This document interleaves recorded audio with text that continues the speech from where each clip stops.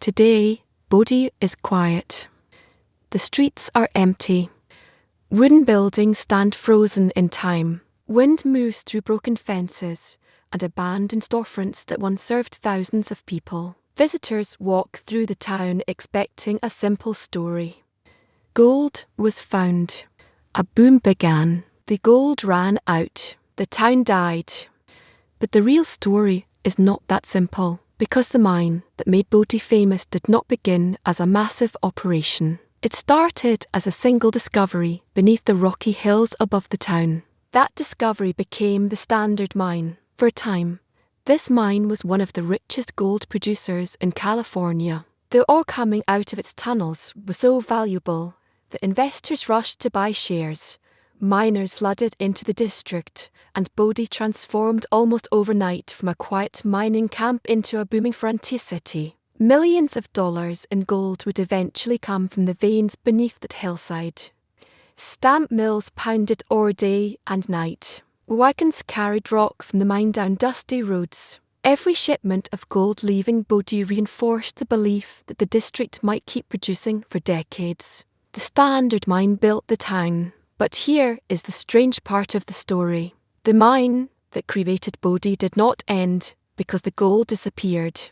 It ended for a very different reason. Long before Bodie became one of the most famous mining towns in the American West, it was barely more than a remote camp high in the mountains. The first prospectors who explored these hills arrived during the years following the California gold rush. They were searching the same rugged terrain that had drawn thousands of miners across the Sierra Nevada. Among the earliest explorers was William S.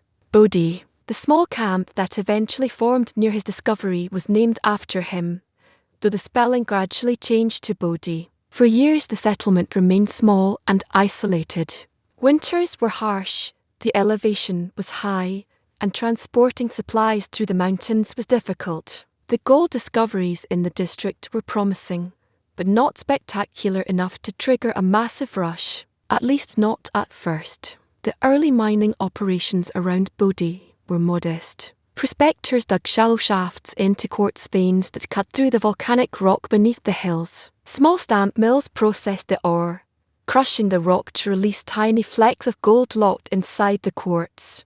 Production continued, but the district remained relatively quiet compared with other booming mining camps in the west. Then everything changed in the mid-1870s. New exploration began to reveal something far more valuable beneath the mountains surrounding Bodie.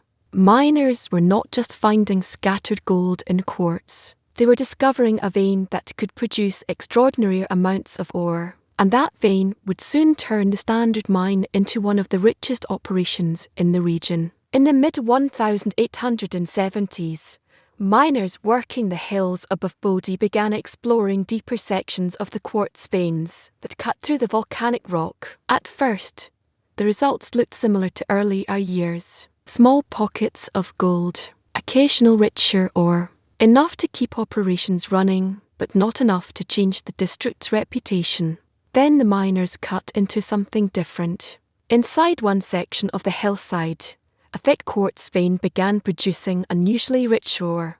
When the rock was crushed and processed, the results surprised even experienced miners. The gold content was far higher than anything previously pulled from the district. This discovery became the foundation of the Standard Mine. The first shipments of ore from the mine confirmed what miners had hoped. The quartz carried enough gold to justify large-scale investment. Every ton of rock processed through the stamp mills returned impressive amounts of gold. Word spread quickly across California and Nevada.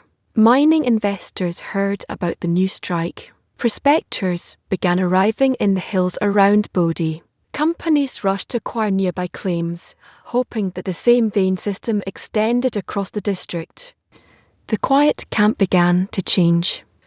What had been a remote settlement suddenly looked like the center of a major gold discovery, and the Standard Mine sat directly at the heart of it. As news of the rich ore spread, investment money began flowing into Bodie. Mining companies expanded operations around the Standard Mine. Shafts were deepened. New tunnels were driven into the mountain to follow the quartz veins underground. Additional workers were hired to keep production moving. Ore carts rolled out of the mine and down toward stamp mills that crushed the quartz day and night. Each shipment of processed ore confirmed that the mine was producing enormous value. Within just a few years, Bodie transformed from a small camp into a booming frontier town. By around 1880, the population had surged to several thousand people. Saloons, hotels, stores, and gambling halls lined the dusty streets. Supply wagons arrived constantly to support the growing mining operations. The success of the Standard Mine made all of this possible. The mine was producing gold at a scale that few had expected from the district. Investors believed the veins beneath Bodie could continue delivering profitable ore for decades. The town seemed unstoppable, but underground, the miners following those veins were already discovering something important. The deeper they dug, the more complicated the rock became, and that complexity would eventually change the future of the mine that built the town. By the late 1870s, the Standard Mine had become the engine driving the entire town of Bodie. Ore was being pulled from deep inside the mountain and sent to massive stamp mills, where iron stamps crushed quartz into powder. The gold locked inside the rock was then extracted through chemical processing.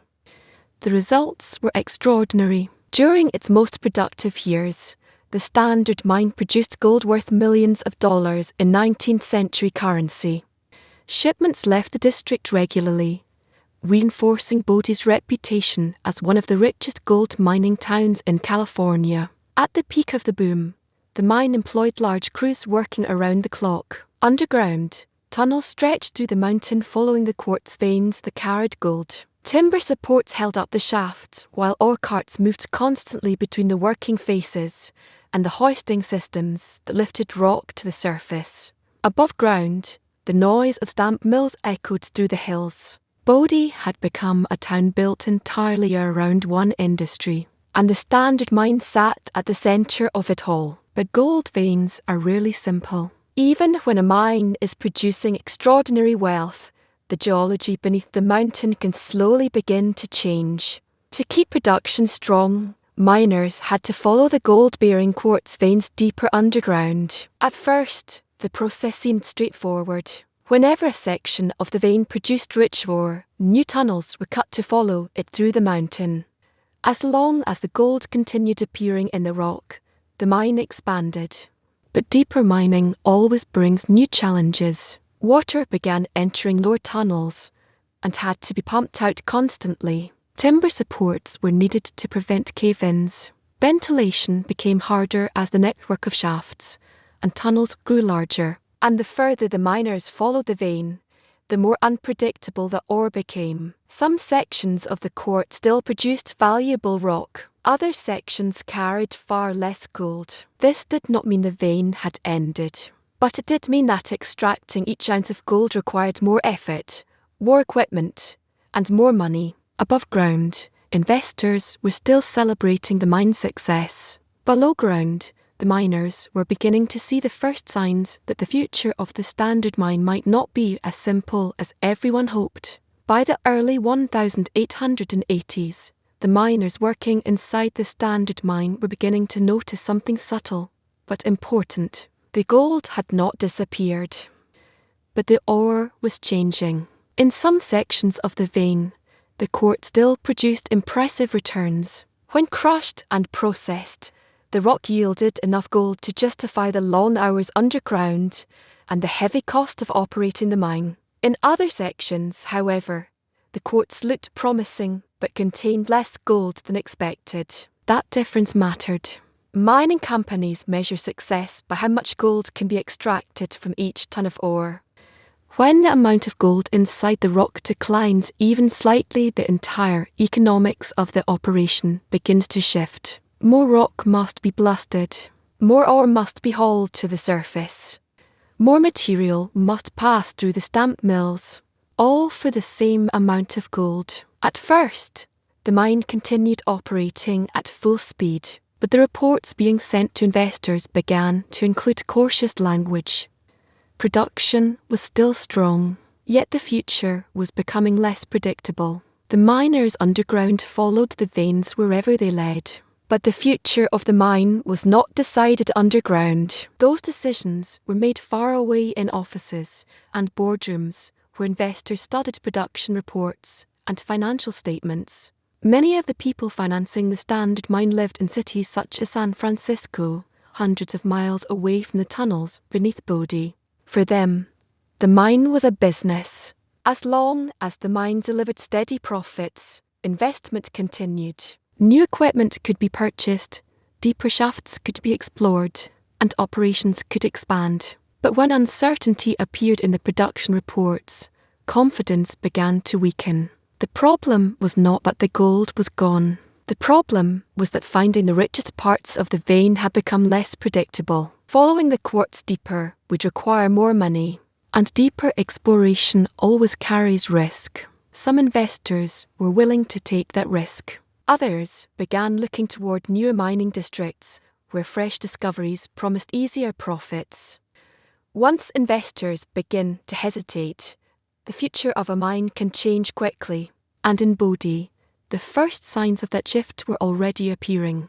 By the late 1880s, the Standard Mine was still operating, but the pace that had once defined the boom years was beginning to fade. During Bodie's peak, the mine had produced enormous amounts of ore. Stamp mills ran continuously, crushing quartz day and night while wagons carried fresh loads of rock down the mountain. Now the output was less predictable. Some sections of the mine still produced valuable ore. Others yielded rock that contained far less gold than expected. Every new tunnel required more exploration before miners could determine whether the vein would continue producing profitable material. Operating costs continued to rise. Water had to be pumped from deeper levels. Timber had to be installed to stabilize tunnels. More labor was needed to move increasing amounts of rock through the mine.